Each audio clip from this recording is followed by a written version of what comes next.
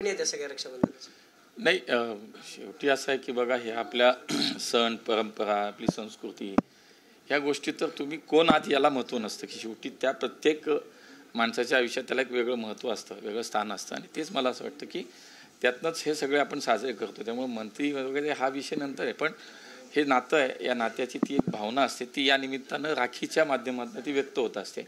आणि हीच आपली परंपरा आहे. आज देशभरामध्ये मोठ्या उत्साहानं आज हा सगळा सण साजरा केला जातोय. कालच आपण जर पाहिलं असेल की या सणाच्याच पार्श्वभूमीवरती देशाचे आपले माननीय प्रधानमंत्री मोदीजींनी या देशातील बहिणींना अजून एक भेट या निमित्तानं दिली. ती म्हणजे आपल्या LPG गॅसच्या माध्यमातून अनुदान देण्यात आलं. आणि उज्ज्वला गॅस योजनेच्या माध्यमातून आता या 25 आणि 26 आर्थिक वर्षामध्ये जवळपास 12,500 कोटीचं अनुदान जाहीर करण्यात आलं. त्याच्यामध्ये या देशातील जवळपास 10.5 कोटी आमच्या महिला भगिनींना त्याचा आता फायदा होणार आहे. मला असं वाटतं की हाच विचार या निमित्ताने केला पाहिजे.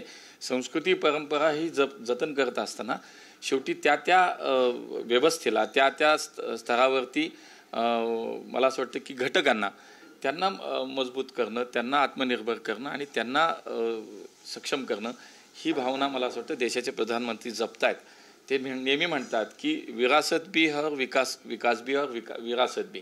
त्यामुळे या देशाची संस्कृती परंपरा जतन करत असताना त्याच धर्तीवरती शेवटी आमचा देश हा प्रगतीच्या दिशेने वेगानं पुढे 2047चा विकसित भारताचा संकल्प पूर्ण करण्याच्या दृष्टीने सुद्धा आम्ही पुढे वाटचाल करतोय. हेच मला असं वाटतं की या दिवशी सुद्धा ते जपलं गेलंय. अण्णा, काय गिफ्ट दिले ताईला? दरवर्षी काय देतात आणि यावर्षी काय दिले?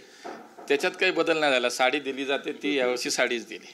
लाडक्या बहिणींसाठी काय असणार नाही, जसं मी म्हणालो की केंद्रामध्ये सुद्धा माननीय मोदीजींनी हा विचार केला, तसं राज्यामध्ये सुद्धा माननीय देवेंद्रजींच्या नेतृत्वाखालच्या राज्य सरकारनं लाडकी बहीण योजनेच्या माध्यमातून सुद्धा या राज्यातील शेकडो भगिनींना आज आत्मनिर्भर करण्याचा जो संकल्प केला तो पूर्णत्वाकडे जाताना आपल्याला दिसतोय.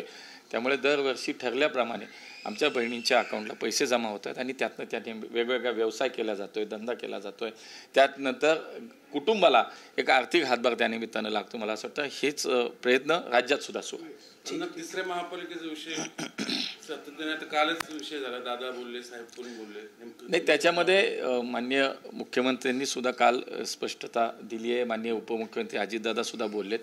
एकूणच पुणे शहर, पिंपरी चिंचवड शहर, PMRDची हद्द, हे सगळं पाहता मागच्या काही दिवसामध्ये, काही वर्षामध्ये खूप कमी वेळामध्ये झपाट्यानं लोकसंख्या वाढली, नागरिकीकरण वाढलं आणि स्वाभाविकपणे मग या सगळ्या हे सगळं झाल्यानं वाहतुकीचा प्रश्न नाही म्हटलं तरी निर्माण झाला. पायाभूत सुविधांवरती थोडा ताण निर्माण झाला आहे. हे सगळं पाहता पुढच्या काळात काही विचार हे माननीय देवेंद्रजी, अजितदादा, एकनाथ शिंदे साहेब यांनी विचार जर केला असेल तर त्याच्यामध्ये होईल. पण इतका मोठ्या प्रमाणात एकदा PMRD झाल्यानंतर आता PCMC आणि PMC या 2 महापालिका आहेत. एखादी नवीन महापालिका होण्याचे संकेत दोन्ही नेत्यांनी दिलेत. त्यांनी काल दादांनी तिथं पाहणी केल्यानंतर ती परिस्थिती पाहताना ते उत्स्फूर्तपणे बोललेत. मला असं वाटतं की सगळे विचार करून याच्यावरती निर्णय घेतील, तो योग्यच असेल. 3 वगैरे होणार नाही, आता हे मला असं वाटतं की देवेंद्रजी, अजितदादा, शिंदेसाहेब एकत्र बसून करतील. पण आता ऑलरेडी 2 आहेत, एखादी तिसरी होईल अशी शक्यता वाटते. दुसरे CM साहेबांनी तुमच्याकडे जबाबदारी सोपवली. पुण्यातल्या गणेश विसर्जन मिरवणुकीतले पेढ्यातलं वादळ. नाही, मी CM साहेबांना हे माहिती आहे की मी या शहराचा लोकप्रतिनिधी जरी म्हणून, खासदार म्हणून जरी काम करत असलो तर मी गणेश उत्सव मंडळाचा कार्यकर्ता आहे. त्यामुळे मी असेल, आमचे हेमंत रासने असेल, आम्ही गणेश उत्सवातून तयार झालेले कार्यकर्ते आहोत. त्यामुळे शहरातला 130 वर्षापेक्षा जास्त मोठी परंपरा असलेला आमचा उत्सव आहे. दरवर्षी छोट्या काही गोष्टी चालत असतात, पण तो आमचा एक गणेश उत्सव पुण्यातला जो आहे, ही मंडळाचे कार्यकर्ते जे आहेत, मंडळाचे पदाधिकारी, हा एक परिवार आहे आमचा. तेव्हा आम्ही सगळेजण एकत्र बसून याच्यामध्ये निश्चितपणे मार्ग काढू.